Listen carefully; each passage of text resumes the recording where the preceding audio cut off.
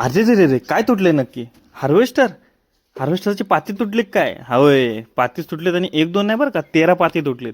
नक्की काय विषय झाला सांगतो तुम्हाला. आपलं सोयाबीन करायचं चालू होतं. भैया पण तिथं काम करत होता, पण मध्येच मशीनमधून खडखड खडखड आवाज यायला लागला. आता विषय असा झाला की ते खडखड आवाज आला म्हटल्यावरती लगेच त्याने वरचं झाकण उघडलं आणि आम्ही चेक करत होतो नक्की कशामुळे झालं. हे बघा इथे तुम्हाला जे दिसतात ना, ही सगळी आहे ना सोयाबीनच्या हार्वेस्टरची पाती आहेत की ज्याच्यामुळे ते चॉप होऊन सोयाबीन बारीक होतं. आणि ते चेक करत असताना कळालं की त्याची पातीच तुटलीत.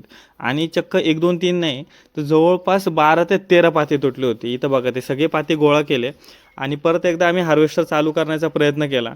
पण आणि आपलं जेवढं सोयाबीन करायचं चालू होतं जवळपास अर्धं सोयाबीन झालं आणि अर्धं तसंच राहिलं. सगळी माणसं खोळंबली. मग अजून पाती तुटण्यापेक्षा मग जेवढे पाती तुटले ती सगळे काढून घेतले. हार्वेस्टर आम्हाला घरी घेऊन यायला लागलं.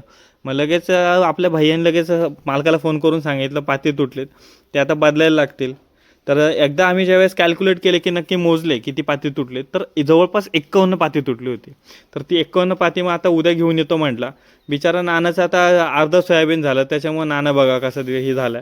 मग दुसऱ्या दिवशी येऊन लगेच नवीन पाती बसवायला सुरुवात केली आणि सगळी ती आता निळे जी दिसत आहेत ना ती सगळी नवीन पाती बसवलीत.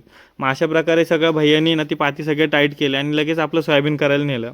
इथं तुम्हाला दिसत असेल की ना बाकीचं जे शिल्लक राहिलेलं आहे ते सगळं सोयाबीन करायचं चालू आहे.